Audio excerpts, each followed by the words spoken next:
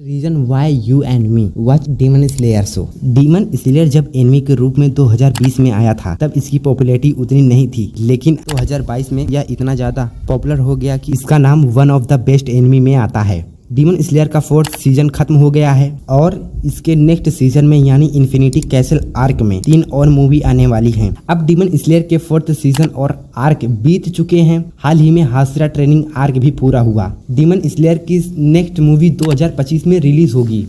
तो स्टार्ट करते हैं डीमन स्लेयर की स्टोरी। डीमन स्लेयर की स्टोरी जापान में ताइसो काल के दौरान घटित होती है, जिसमें डीमन रात को इंसानों का शिकार करते हैं और सुबह होने के पहले वे किसी घर में या फिर किसी गुफा में छिप जाते हैं। रात होने का इंतजार करते हैं क्योंकि वे सूरज की रोशनी में जीवित नहीं रह सकते। शक्ति और ताकत हासिल करने के लिए इंसानों का मांस खाते हैं। डीमंस के पास कुछ पावर्स और एबिलिटी होती हैं, जैसे उनकी फिजिकल स्ट्रेंथ बहुत ज्यादा होती है, उनके पास हीलिंग पावर होती है और वे अपने शरीर के अंगों को दोबारा उगा सकते हैं। अब बारी है इस सीरीज के विलन के बारे में। मोजान किबुत्सुजी। सबसे पहला डीमन मोजान किबुत्सुजी था। वह पहले इंसान था जो कि जापान के हियान युग में पैदा हुआ था। मोजान बहुत ज्यादा कमजोर था। उसका पूरा जीवन बीमारी में ही बीत गया और अपने पूरे जीवन में वह हमेशा बीमार रहता था। डॉक्टर के पास जाने के बाद उसे पता चला कि उसे एक बीमारी है जिसके कारण वह 20 साल से ज्यादा नहीं जी सकता।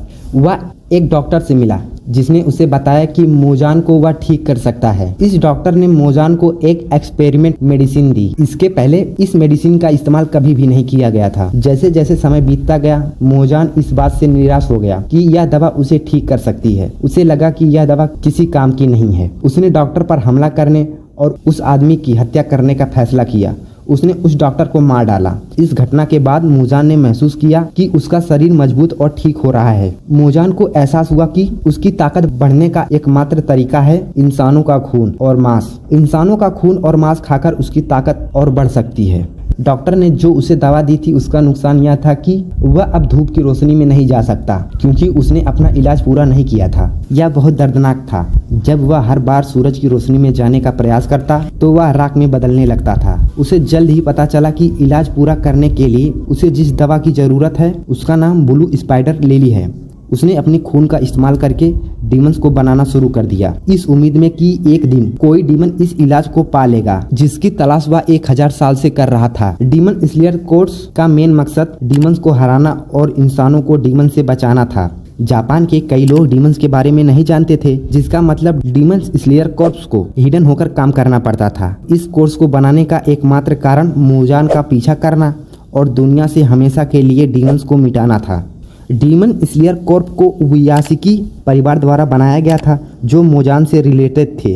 मोजान की हेल्थ और नए शरीर को पा लेने के बाद उबुयासकी परिवार पर एक अभिशाप लग गया।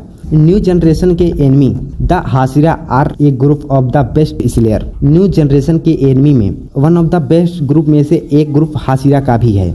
इस ग्रुप में से कुछ सबसे नोटेबल कैरेक्टर हैं जैसे रेंगोकू, ओबनाई, मुइचिरो और अन्य कैरेक्टर भी काफी इंटरेस्टिंग है। इस सीरीज में फैंस ने रेंगोकू को डीमन स्लेयर के पहले सीजन में देखा और मुगेन ट्रेन आर्क में भी देखा गया था और रेंगोकू की स्टोरी के बारे में बताया गया था कि वे क्यों और कैसे हासिरा बने। डीमन स्लेयर के प्रत्येक आर्क के जरिए फैंस को अलग अलग हासिरा का इंट्रोडक्शन कराया जाता है और उनके बारे में बताया जाता है और पता चलता है कि वास्तव में उन्हें डीमन से लड़ने और अपनी जान जोखिम में डालने के लिए क्या प्रेरित करता है। मुगेन ट्रेन आर्क के दौरान व्यूअर्स हाई स्पिरिट रेंगोकू से मिलते हैं। वह तांजीरो के लिए इंस्पिरेशन थे, लेकिन दुख की बात यह है कि उनकी जान आकाजा नाम के अपर मुंसिक डीमन से लड़ते हुए चली गई। इन सब के बाद इंटरटेनमेंट डिस्ट्रिक्ट आर्क के दौरान व्यूअर्स को टेंगेन से मिलवाया जाता है जो फ्लैशी थे। टेंगेन डाकी और ग्यूतारो से लड़ते हुए काफी घायल हो चुके थे। टेंगेन डाकी और ग्यूतारो के हाथों अपना एक हाथ खो देते हैं, लेकिन अंत में वह उन दोनों डीमंस को हरा देते हैं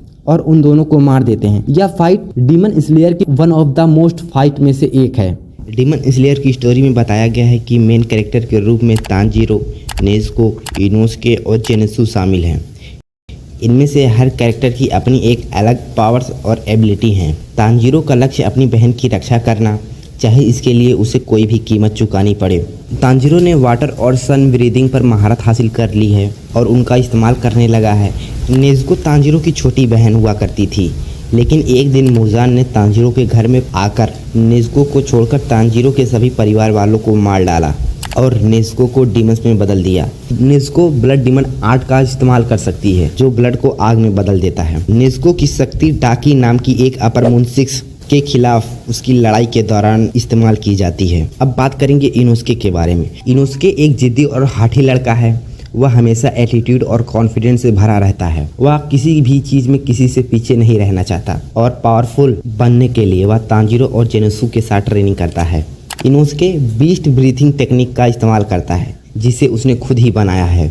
तो आगे बात करेंगे जेनेसु के बारे में। जेनेसु जो कि जागते हुए डीमन से डरता है, लेकिन सो जाने के बाद वह एक अलग तरह का डीमन बन जाता है। उसकी रफ्तार और उसकी फुर्ती का कोई जवाब नहीं। इनोसुके थंडर ब्रीडिंग का इस्तेमाल करता है जिससे उसे बेहिसाब रफ्तार मिलती है। इतना ही नहीं बल्कि वह पूरे शो में कई लड़ाइयों में बहुत मददगार भी रहा और उसकी वजह से बहुत से लोगों की जान बची। व्यूअर्स को ग्योमी से मिलवाया जाता है। ग्योमी ताइसो युग का पहला हाशिरा था। वह अनाथ बच्चों का पालन पोषण करते थे। एक डीमन ने इन सभी बच्चों को मार डाला, लेकिन उनमें से एक बच गया था। उसने कहा कि ग्योमेई ने हत्या की है, बजाय इसके कि वह कहे कि यह एक डीमन था। उस दिन के बाद ग्योमेई ने तब तक किसी पर भरोसा नहीं किया जब तक उबुयाशिकी ने उनकी कहानी पर विश्वास नहीं किया, उसे हाशिरा नहीं बना दिया। ये कहानी अकेले ही पूरे दिल को छू जाती है और इस पूरी सीरीज में ऐसी ही कई कहानियाँ बताई गई हैं। डीमन स्लेयर में फाइट सीन सबसे ज़्यादा इंटरेस्टिंग है। प्रत्येक आर्क में एक यूनिक फाइट देखने को मिलती है। हाशिरा ट्रेनिंग आर्क के दौरान एक अनबिलीवेबल फाइट तक होती है जब ग्योमी मुजान पर हमला करने के लिए छिप जाता है। मुजान ग्योमी और पूरे डीमन स्लेयर कोर्प्स को इन्फिनिटी कैसल में ले जाता है। डीमन स्लेयर की कहानी हर मोड़ पर दिलचस्प होती जा रही है।